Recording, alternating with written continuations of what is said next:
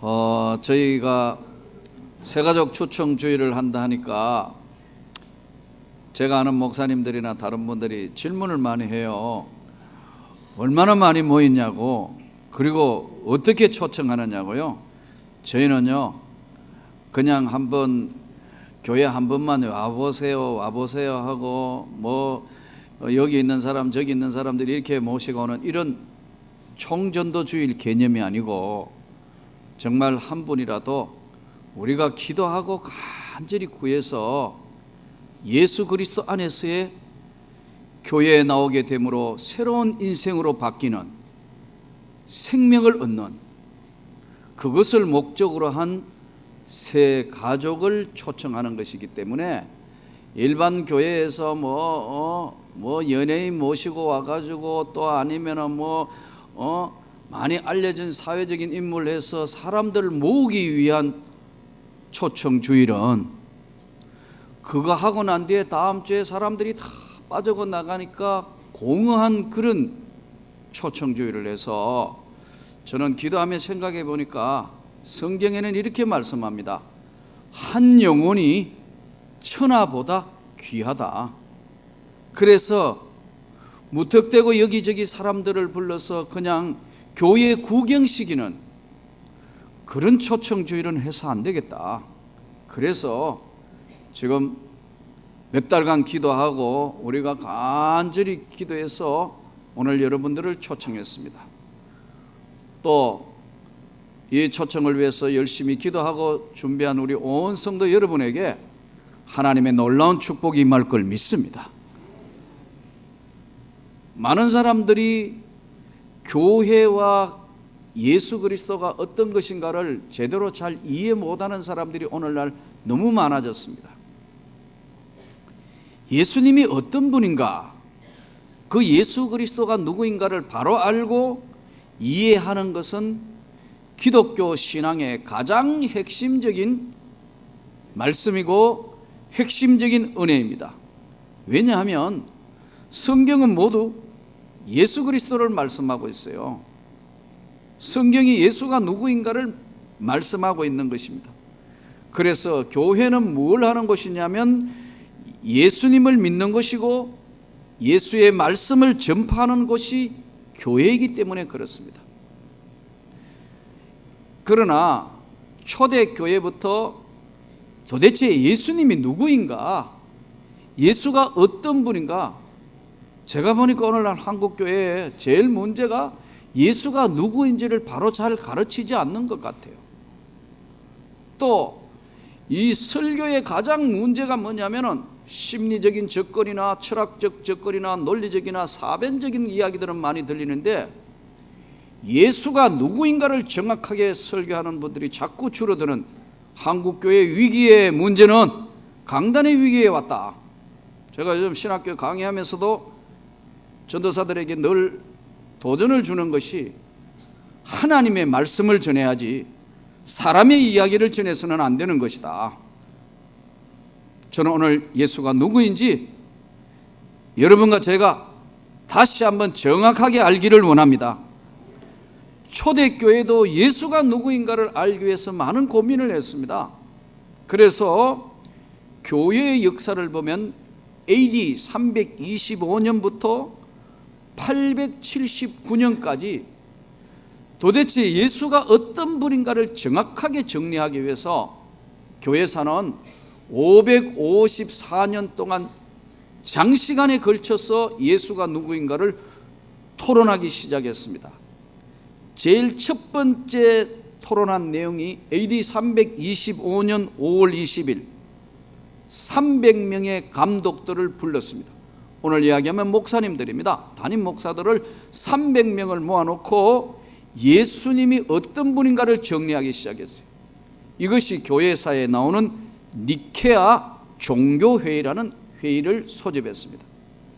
이때 성경에 보니까 어떨 때는 예수님이 하나님이시고 또 어떨 때 신이시고 어떨 때 보니까 배고파하시고 또 우시고 인간적인 모습, 인간의 모습과 바다 위를 걷고 죽은 자를 살리시고, 이게 정리가 안 돼서 예수가 하나님이다, 예수는 인간이다, 이 부분을 정리하기 위해서 회의를 했는데 아다나시우스와 아리우스 논쟁이란 초대교회의 중요한 논쟁을 합니다.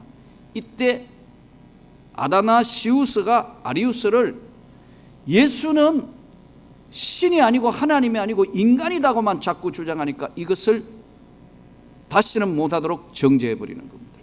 그래서 1차 회의는 예수가 하나님이라는 것에 초점이 맞추어져 신이라는 것에만 초점이 맞추어졌습니다.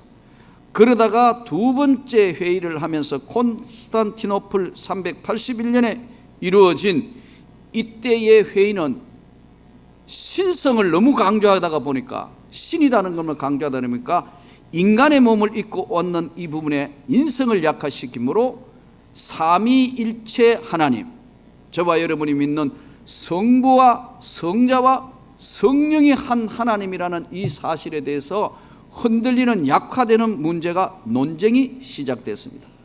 이러다가 431년 에베소 회의에서는 양성론, 신도 아니고 인간도 아니고 중간 지점인 양성론을 주장하게 됩니다.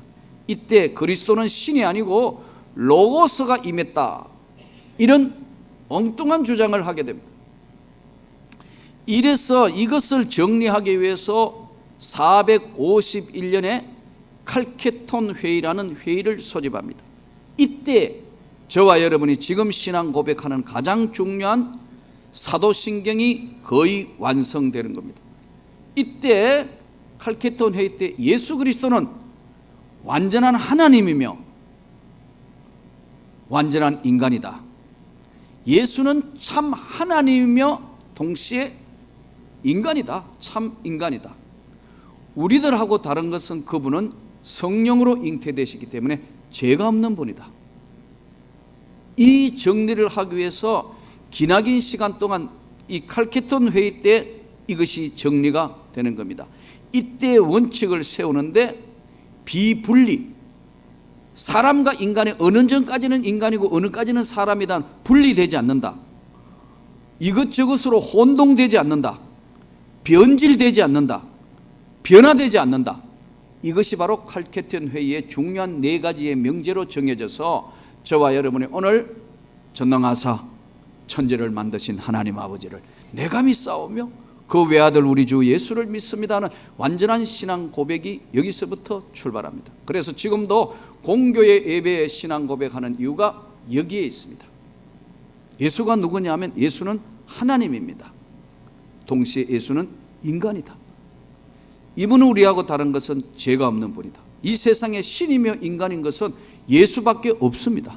그래서 예수가 구원자입니다.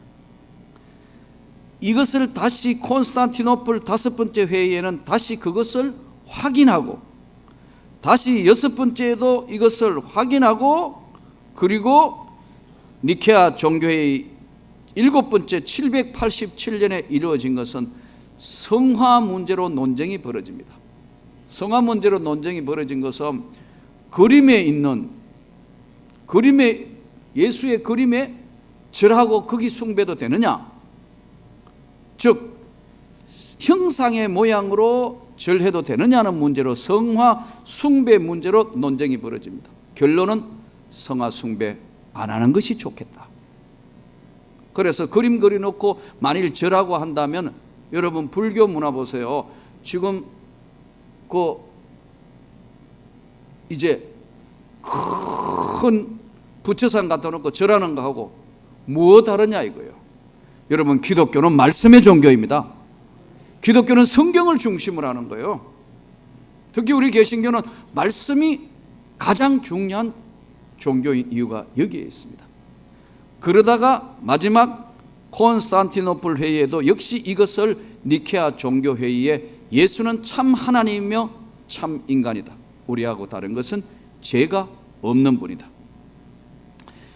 오늘 기독교의 가장 핵심이 예수 믿는 것입니다. 여러분 믿습니까? 오늘 본문은 예수님이 누구인가를 정확하게 증명하는 본문입니다. 오늘 본문으로 돌아가 보면 그런즉 이스라엘 온 집은 확실히 알지니 너희가 십자가에 못 박은 이 예수를 하나님이 주와 그리스도가 되게 하셨다. 십자가에 못 박힌 예수를 믿습니다. 그리고 그 예수님이 돌아가시면서 마지막 하신 말씀이, 내가 가면, 부활 성천하시면서 하신 말씀이, 내가 가면 성령을 보내리니 보혜사 성령이 너희에게 오면 너희가 권능을 받게 될 것이다. 너희가 나의 증인자가 될 것이다. 너희가 구원을 받게 될 것이다. 예수님이 말씀을 하셨어요. 그래서 베드로가 예수님이 어떻게 말씀하신 것을 설명하면서 너희가 각각 회개하여 예수 그리스도의 이름으로 세례를 받고 제사함을 받아라. 그리하면 성령을 선물로 받게 될 것이다. 성령을 선물로 받게 될 것이라고 말씀합니다. 여러분, 오늘 성령을 선물로 충만하게 받기를 원합니다. 각각 회개하여 성령을 선물로 받으라. 그 말을 받은 사람들이, 믿는 사람들이 세례를 받으며 그날에 3,000명이나 더하더라. 엄청난 역사가 일어나기 시작했습니다. 오늘 우리는 예수가 누구인가를 오늘 교회사 논쟁을 통하여 들었습니다. 이 예수가, 성경은 그러면 교회사를 통해서 예수가 완전한 참 하나님이며 완전한 인간이라는 것을 알았는데, 예수님이 성경에 자기 자신을 설명한 게 있어요. 나는 어떤 것이다, 나는 누구이다고 설명하는데 그것이 어디 나오느냐 하면 요한복음에 이 말씀들이 전부 예수님에 대해서 나와요. 그래서 오늘 요한복음에 나타난 예수님을 보면은, 요한복음에는 예수님이 자기 자신을 이렇게 소개해요. 나는 하늘에서 내려온 생명의 떡이다. 여러분, 우리가 밥 먹지 않으면 죽지 않습니까? 나는 하늘에서 내려온 생명의 떡이다. 요한복음 6장 35절. 두 번째, 예수님이 요한복음에 자기 자신을 소개하기를, 나는 이 세상의 빛이다. 이 세상에는 어둠으로 가득 차 있는데 이 어둠의 세상을 밝혀줄 수 있는 것은 내가 세상의 빛이다. 참빛, 그 세상을 비추는 빛이 있으나니 이 빛이 사람들에게 비쳤는데 사람들이 깨닫지 못하더라. 그러나 영접하는 자, 곧 그 이름을 믿는 자에게는 하나님의 자녀가 되는 권세를 주셨다. 참빛으로 세상의 빛으로 오셨다. 세 번째, 예수님이 뭐라고 말씀하면, 나는 양의 문이다. 양들이 다니는 문이다. 만일에 이 양들이 다니는 문으로 다니지 않고 오면 도적이요 강도다. 여러분, 집에 문이 있는데 문으로 안 다니고, 여러분들이 지금 매일 여러분 집 문으로 다니지 혹시 매일 담 타놓고 다니는 분 있습니까? 담 넘어오는 것은 강도나 도적이나 담 넘어오지, 정상적으로 집으로 다니는 양의 내가 바로 문이다. 네 번째, 예수님이 자신을 소개하기를, 나는 선한 목자다. 사꾼 목자는 자기를 위해서 하고 양들을 버리지만 나는 선한 목자다. 이렇게 자신을 예수님이 소개합니다. 다섯 번째는 보다 더 강하게 예수님이 자신을 설명합니다. 내가 바로 부활이요 생명이다. 나는 부활이요 생명이다.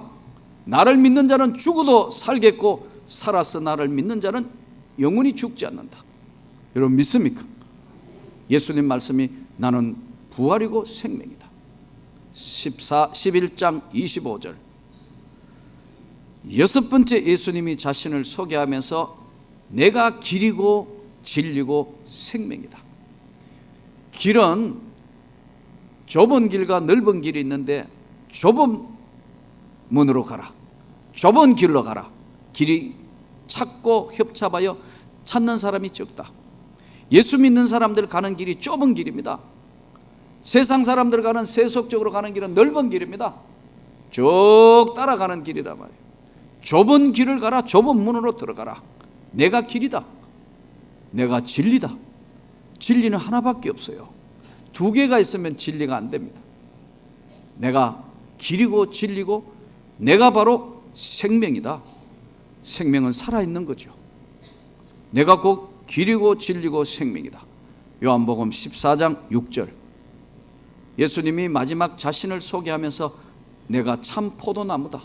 너희는 가지이고 만일에 가지가 포도나무에 붙어 있지 않으면 말라 비틀어지나니 밖에 버리워 땔감으로 쓰이게 될 것을 말씀합니다.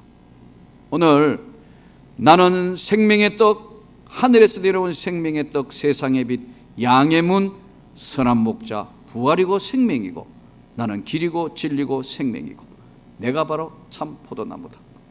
내가 가면, 내가 이제 부활 성천하면 보혜사 성령이 너희에게 임할 건데 너희가 이 성령 받게 된 것은 각각 회개하면, 진심으로 너희 인격적으로 영혼에 회개하면 성령을 선물로 받게 될 것이다.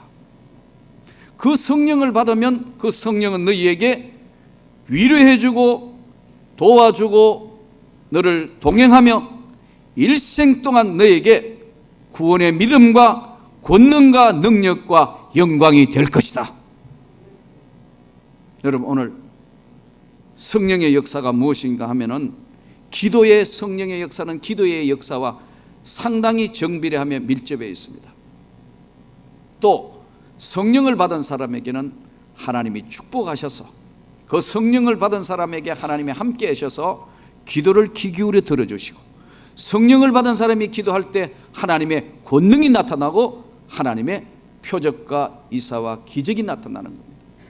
오늘 저들이 다 같이 모여서 한 곳에서 교제하고 위로하고 영적으로 이제 저들이 마음을 같이하며 떡을 떼며 기도에 힘썼더니 큰 역사가 성경에 나타났다고 그럽니다.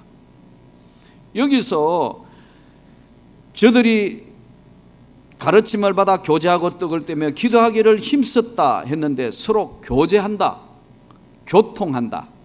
이 교통이란 대단히 중요한 단어예요. 성령이 교제한다. 떡을 떼며 오로지 기도하기를 힘쓰는데 서로 교제하며 교통한다. 성령은. 이게 참 놀라워요. 여러분, 제가 오늘 여러분에게 하나님 말씀을 전했습니다. 근데 여러분이 믿는 사람들이 말은 하지 않지만 맞다, 이렇게 생각할 때 여러분들이 그 동의하는 그 영의 놀라운 역사가 내게 전달이 돼요. 또 나 역시도 말씀을 전하는 여러분들이 전달이 돼서 그 말씀이 영으로 교통하고 서로 믿어지는 거예요. 근데 놀랍습니다. 여기 강단에 성령이 충만해도 아래가 충만하지 않으면요, 이게 교통이 안 돼요. 교통이. 반대로 위에, 아래에서 아무리 충만해도 위에서 충만하지 않으면요, 이게 또 교통이 안 돼요. 성령은 교통함이에요. 이건 꼭 순복음교회처럼 아멘 아멘 한다고만 되는 게 아니고요, 말하지 않아도 교통이 이루어지는 겁니다. 그것으로 또 나타나기 때문에 아멘 하여 영광을 돌리는 거예요. 근데 이상하게요, 그렇지 않는 사람들에게는 이게 교통이 안 이루어지는 거예요. 이게 말이 필요 없어요. 가만히 있어도 저분은 믿는구나, 저분은 하나님의 말씀을 그대로 믿는구나, 교통이 된다. 이게 말이 꼭 필요 없다니까요. 거울하고 똑같습니다. 반사되는 거거든요. 빛이 착 오면 그대로 반사돼요. 거울은 그대로 비춰지는 거 아닙니까? 성령의 역사가 꼭 그래요. 그래서 은혜가 충만한 곳에 가면 저절로 성령이 교통하며 충만하게 되는 겁니다. 저는 여러분들에게 오늘 초대교회에 나타난 것처럼 사도의 가르침을 받아 교제하고 떡을 떼며 오로지 기도하기를 힘쓰는데 표적과 기사와 이적이 나타났더라. 우리 명문교회가 이 역사가 계속되기를 원합니다. 성령의 역사가 무엇인가? 많은 분들이 성령의 역사가 무엇인가? 성령의 역사는 말씀의 역사입니다. 하나님의 말씀을 그대로 믿는 겁니다. 그 말씀대로 1.1핵도 의심 없이 하나님 말씀을 믿고 그것을 믿고 행할 때 나타나는 것이 성령의 권능과 능력이에요. 저는 한 번은 이런 일이 있었어요. 저희 누님은 예수를 안 믿습니다. 근데 천주교회 나가는데 우리 누님이 천주교인이니까 천주교인 안에도 제가 볼 때는 정말 제대로 예수를 말씀을 영접해서 나는 구원받은 사람들도 많다고 믿습니다. 그러나 또 한쪽에는 뭐가 뭔지 모르고 교회 천주교 나가다 보니 보자기 하나 덮어쓰고 주께서 여러분과 함께 뭐 하나 나눠줘 먹고 앉았다가 일어섰다가 가서 복음을 전합시다 이래가지고 전혀 오늘 조금 전에 말씀 예수가 누구인지 성경이 뭘 말씀하는지 전혀 모르는 사람 많습니다. 그래서 가끔 제가 누님 만나서 성경을 설명하면 나보고 그래요. 성경 박사다. 맞지, 성경 박사가. 예. 근데 한 번은 이제 이런 일이 일어났어요. 개척교회 할 때인데 교회를 조금 넓혀서 지하교회를 하고 있는데 그때도 개척교회 때니까 참 힘들 때인데 돈이 필요한데 돈 빌릴 데가 없어요. 돈 2,500만 원인가 뭐 돈을 빌려야 되는데 돈 빌릴 데가 없어. 그걸 할 수 없이 이제 돈 빌려달라 하니까 빌릴 데 없으니까 나도 누님한테 이제 돈을 빌리러 돈 좀 빌려주시오. 첫 마디가 은행에 맡겨놨는데 너 나한테 맡겨놓냐는 거예요. 안 맡겨놨으니까 빌리러 온 거 아니요. 돈 좀 빌려주시오. 그 이제 돈 없대요. 근데 혹시 천주교 협동조합에 모르겠다. 그래서 돈 빌리러 간 겁니다. 돈 빌리러 갔는데 누님 이야기를 듣고 뒤로 자빠질 뻔했어요. 무슨 내용이냐? 그때 이제 신문인가 그쪽에 있는 이제 우리로 얘기하면 여전도 회원들 세미나가 있었던 것 같아요. 한 200-300명 모여가 이제 세미나를 하는데 나는 돈 빌리러 갔고 이렇게 세미나를 한 거예요. 아마 천국과 구원에 대한 세미나를 했는데 그 중에 여전도 회원 중에 한 사람이 질문을 했대요. 그 신부님 아주 돌아가셨지만 아주 유명한 신부입니다. 신부님이에요. 질문을 했어요. 우리 누님 말고 다른 사람이 질문을 했어요. 뭐라고 질문했느냐? 신부님, 우리가 죽으면 진짜 천국과 지옥이 있습니까? 이렇게 질문을 했대요. 근데 신부님 말씀이 너무너무 기가 막힌 말씀을 하셨어요. 그분에게 죽어가지고 천국이 없으면 그거 뿌이고 만에 하나 천국과 지옥이 있으면 그보다 다행이 어딨냐 이렇게 설명을 했대요. 아니 내가 그 이야기를 들으니까 여러분 이게 말이 되는 얘기인가? 그러면 내가 가가 잠깐 정리하겠다고 그러니까 우리 누님이 나를 붙들어가 못 들어갔습니다.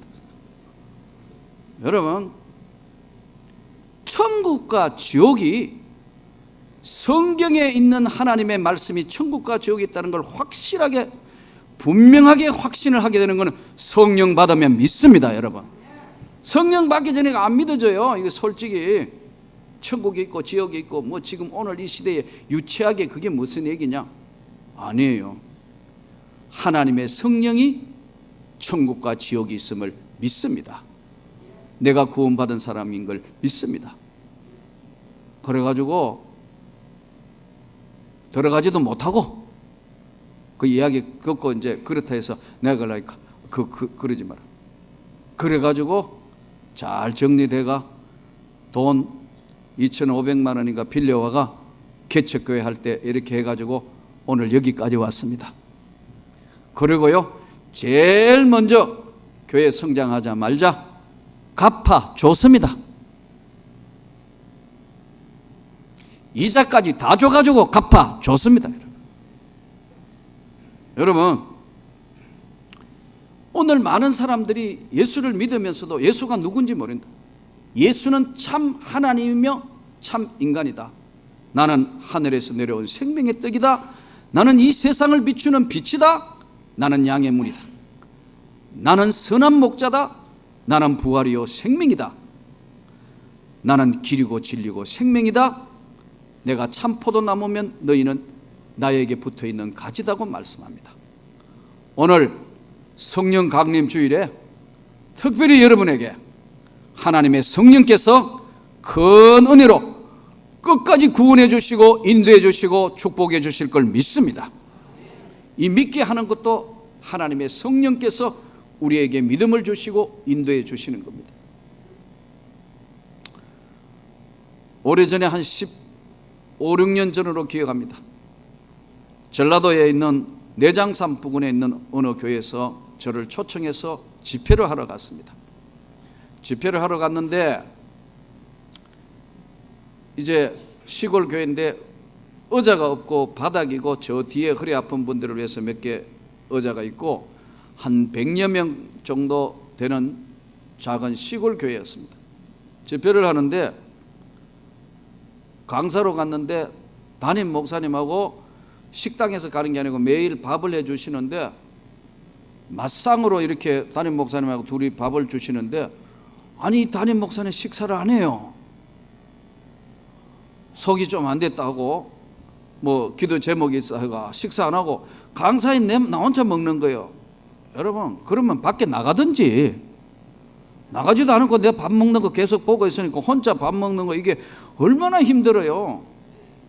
아주 처음에는 뭐 그러냐 하고 할 수 없이 이제 집회를 해야 되네 먹었어요. 둘째 날 아침 계속 먹는데 안 먹고 나는 혼자 먹으니까 이게 말이 안 돼. 그래서도 어쩔 수 없이 뭐 먹었는데 생각 없이 셋째 날 아침인가 한데 집회하다가 기도하고 있는데 여기 이제 새벽 기도 끝나고 사람들이 어느 정도 가고 기도하고 있는데 나도 참 그런 경험이 처음이에요. 누가 나를 이렇게 세우는 것 같아요. 그래서 일어나가 이렇게 보니까 뭐 별일 없는데 뭐는데 사람을 한 사람 딱 보니까 웬 아주머니가 그냥 앉아 있는데 첫눈에도 저분은 교회 처음 왔구나 당장 느낄 수 있는 사람이에요. 왜냐하면 기도하는 자세도 아니고 뭐 모습도 아니에요. 그래서 얼굴에 시커먼 시골 아줌마가 이렇게 있길래 이렇게 보다가 뭐 몇 명 기도 다시 엎드려 기도하려는데 성령께서 다시 이렇게 세우는 것 같아요. 일어섰는데 내게 감동을 주시기를 저 시골 아줌마한테 가가 빨리 기도하라는 막 그런 감동이 와요. 성령이 나에게 강권하시는구나. 내려가서 처음 보는 아주머니인데 내려가서 나는 잘 모르겠지만 처음 보는 분인데 제가 잠시 기도해 드리겠습니다 하고 손을 얹고 하나님 기도를 하는데 저 뒤에 앉아있던 목사님이 가만히 보고 있다가 쫓아와가 막 기도하더라고. 같이 기도 끝났어요. 그러니까 이 목사님이 뭐냐면요 이제 밥 먹읍시다 그래요. 그 사연을 들어보니까 어떻게 됐냐면 이 아주머니가 자궁경부암 환자예요. 그래서 시골에서 병원에 안 된다 해가지고 서울의 큰 병원에 와서도 아마 좀 고치기가 힘든 그런 상황이었던 것 같아요. 근데 이 아주머니는 예수를 안 믿는 분인데 아이들이 셋인데 이 아이들이 그 교회 주일학교 아이들이라 초등학교 아이들 6개월 동안을 지금 밤마다 와가지고 우리 어머니 살려내라고 계속 기도하다가 보니까 사택에 있는 목사님이 그걸 듣게 됐고 내용을 알게 된 거예요. 그러나 교회 나오는 사람이 아니니까 아이들만 와가 우리 어머니 살려내라고 계속 기도하니까 목사님이 알았는데 내가 집회하는 날짜하고 겹쳐진 겁니다. 그래서 이 목사님이 하나님 내가 오늘 강사한테 이야기 안 하고 내 혼자 금식하며 기도하다가 보면 강사님이 스스로 알아맞추면 하나님의 응답인 줄 알겠습니다. 요렇게 기도했다는 거예요. 참 이상한 사람도 많아요 여러분. 그러니까 자기는 금식하고 나는 밥만 먹은 거예요. 어떤 모르 이야기 들어보니 사연이 그래요. 그러냐고. 이분을 이제 아이가 엄마 하는 바람에 할 수 없이 이제 이 어머니가 교회에 이제 나와가 그냥 새벽 기도도 아니고 새벽에부터 그냥 멍하게 앉아 있는 거예요. 아침을 먹고 난 뒤에 그 집에 신방을 갔는데 그 집이 뭐 하느냐 하면은 사슴 농장 하는 집에 남편이 관리인이에요. 사슴 농장을 하는 관리인. 이제 관리인인데 이 부인이 그 남편 일을 같이 거들고 있는 분이에요. 그래서 이제 신방 가자기가 갔는데 목사님이 나보고 자꾸 앞에 먼저 들어가래요. 여러분, 우리 보통 교회에서도 우리 구역에 신방하면 꼭 구역장 자기가 먼저 들어가야 되는데 나보고 먼저 들어가라 그래. 여러분, 잘못 들어가면 걔한테 물리는 수가 있어요. 그러니까 구역장이 먼저 들어가고 뒤에 안전하게 목사가 들어가야 되는데 이걸 그 목사님이 나보고 먼저 들어가라 해서 난 또 바보같이 강사님 그 목사님 말에 순종한다고 먼저 들어가는데 그야말로 작은 송아지 마당에 개가 웅 하고 오는데 뒤로 자빠질 뻔해서.